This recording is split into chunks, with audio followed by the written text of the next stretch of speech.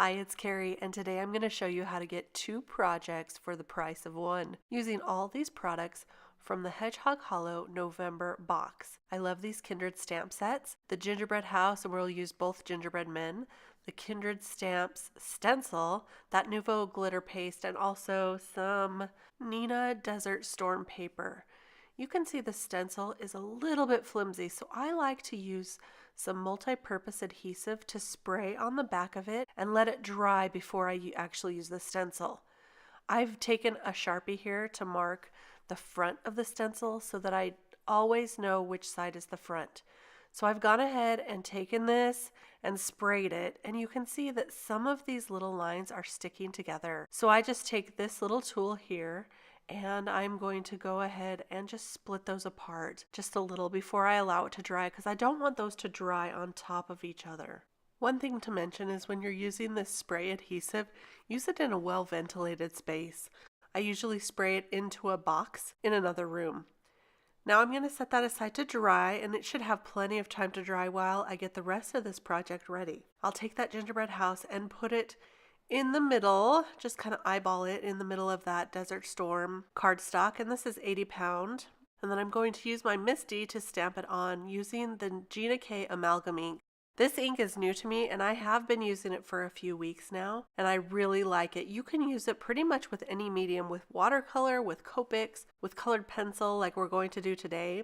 And I decided to go ahead and take these candy canes and stamp them on as well, using the Misty and the same ink. I thought it just needed a little something to dress that house up. Keep in mind that after we color this, we are going to cut it apart to 2 separate tags, so it doesn't need a really lot of decoration. Here I'm just going to get an idea of what it's going to look like when I just cut it apart and use half of the house per project.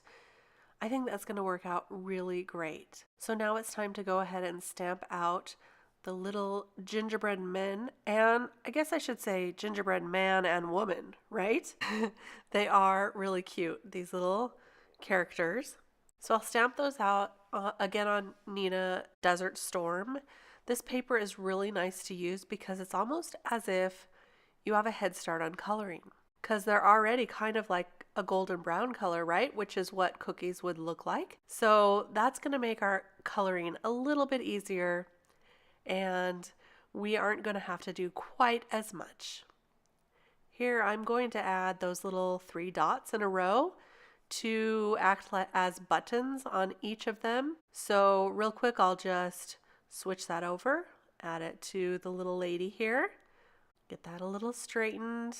Yes, I am a little bit of a perfectionist, but you can see that it stamps out very cute. Now it's time for coloring, so I'm going to pull some of my Prismacolor colored pencils. I have white here, dark umber, light umber, and I will be pulling out ginger root in just a minute as well. And I'll show you how I'm going to do this on one of them. You won't have to watch me color both of them, just in the interest of time. So I figured out to color them, I would take the dark umber and just outline the edges where they would be darker around the edges, right? And I would go around the edges with that dark umber, and then I would take the light umber, which is the lighter brown, and just kind of circle and blend that out with the colored pencil itself. And it does blend out nice and beautifully. I did go back over it with the dark brown a little bit more at the end, because I decided I wanted it to be a little darker. So you can do it as dark or as light as you want. And then I started blending it out with the white and decided that was a little too stark for me. So here's where I'm going to pull out that ginger root color and instead blend it out with the ginger root. I like the ginger root a lot better. It seems to be a little more, well, it's closer to the color of the Desert Storm paper, so it blends better into the paper, if that's such a thing. But I think you know what I mean, right? Anyway, so you can see that I add the ginger root and I go back with a little bit more of the dark brown. And for the buttons, I'm going to color those in a green color. But look at what a difference it makes when you take that dark brown and you go around it yet again. It just darkens it up so much better, and I'll go back through and continue the blend. I am not pressing hard at all with these colored pencils. It might look like I am, but I am building up the color just with light pressure so that I don't ruin the tooth of the paper. Here's the green color for those buttons. And now I'm going to go ahead and start on the girl. But through the magic of editing, you can see that I have that done. I add a little bit of light pink for the cheeks. It's difficult to tell in this video, but they are just blushing just a touch. And now here's where the magic happens with a gel pen. For the frosting, I wanted it to be a little more obvious. So instead of using that white colored pencil, I took the gel pen and I'm using that to carefully go in between those lines. And it looks like just their little piping, the frosting piped right on. Isn't that cute? Now that we have these little cuties colored up, it is time for the house. But before we color the house, we're going to mask it off. This is just some computer paper. It's nice and thin. And we're going to go ahead and do the stencil. It is sticky, but it has dried just a little. And I'm just separating those lines yet again because I want to make sure we get a really nice candy cane line on our card here. And I'm pressing it down because this has adhesive on the back. We don't have to tape this down at all. It's sticking beautifully to the paper and to my mat. So here's the glitter accents. This is the winter cranberry and it's so pretty. I'm just going to take this and use a palette knife here, and at first I thought I was going to squeeze it onto the project itself, and then I decided to squeeze it onto the palette knife. And I started very slow because I wanted to make sure it was going to work with the stencil, and now I can see that it's working, so I'm going to start squeezing a little more out every time and get this all completely covered, the whole thing. Yes, because we're going to use all of it. We're going to use the left half and the right half for tags. So I'm just going to skip this over this. I start getting a little faster as it goes on. I was a little timid at first, but you can see here I've got the whole thing covered, and I'm going to pull off that stencil, and look how beautiful those stripes turned out. It did stick to that computer paper because, you know, the adhesive on the back of the stencil, but that was perfectly fine that it removed it from my project. So I'm going to clean this up right away because it will get hard. It will harden and it will be difficult to remove. So I'm going to go clean this as well. You can see that I got a little red on the stencil, but look how beautifully it cleaned up. I just scrubbed it a little with a baby wipe under hot water. So here's our project. It's so pretty. And now we're ready to color. I'm going to skip through this part too because basically it's the same way that I colored the gingerbread men, and I added just a few extra colors with some white and red on those candy canes. This is the sentiment. We're going to use Baking Spirits Bright with some VersaFine Onyx Black ink on this Nina Desert Storm paper, and I'll stamp 2 of them for both of the tags, and then I'm going to cut them apart using my mini cutter here. Do you remember Creative Memories? That was a while ago. I still have this cutter and I use it all the time. It's not quite as sharp as it used to be, but it still works beautifully because for small projects, it's practically perfect.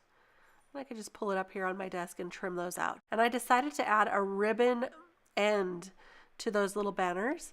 So I'll cut up the middle and then from each corner to that middle cut, and it creates the perfect, cutest little banner here. So that's what it's going to be like for this tag. Now this tag die is from Pretty Pink Posh, and it's the perfect size. See, I'm going to just show you what that's going to look like here. So here's the tag. We'll cut out the little banner and the little gingerbread person. It's going to be cute, right? I have to admit I am procrastinating a little bit here.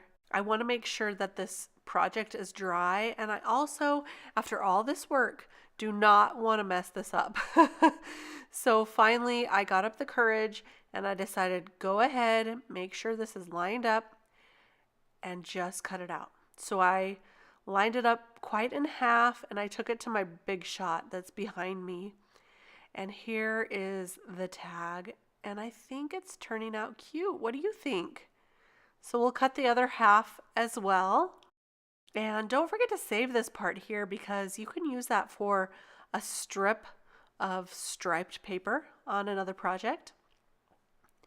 These are going to be super cute as tags, but I will tell you that it does take quite a bit of work to get this done. You know, all the work we've done so far. So this tag is going to a person that really deserves it or that will appreciate it, right? Of course. So I'm popping up that little banner and the gingerbread man with some foam tape.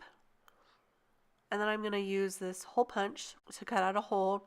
That white tag there I cut out with 110-pound paper. I wanted to give it just a little more strength, and also I wanted to have backing to write on the tag, on the back of the tag.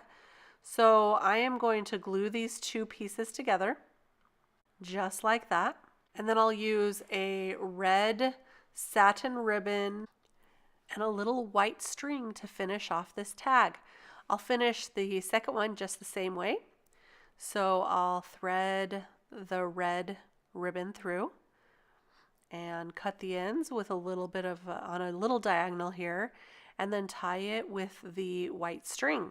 And here you have our tags. They are so cute. So the other one I finished just the same way, just as I mentioned, and I really love how they turned out. I think it was worth the work, and I had a really good time in the process. So I hope I inspired you too to give it a try, or at least something similar. You know, that stencil, look how pretty that stripe is on this stencil. Even though it is such a thin stencil, it works really well. So here they are, the finished tags, and I hope I inspired you. I have a few more projects for you here, videos that you might be interested in on the screen. And if you enjoyed this video, please give me a thumbs up and check out my blog for more information. Thank you so much for joining me, and I'll see you next time. Bye.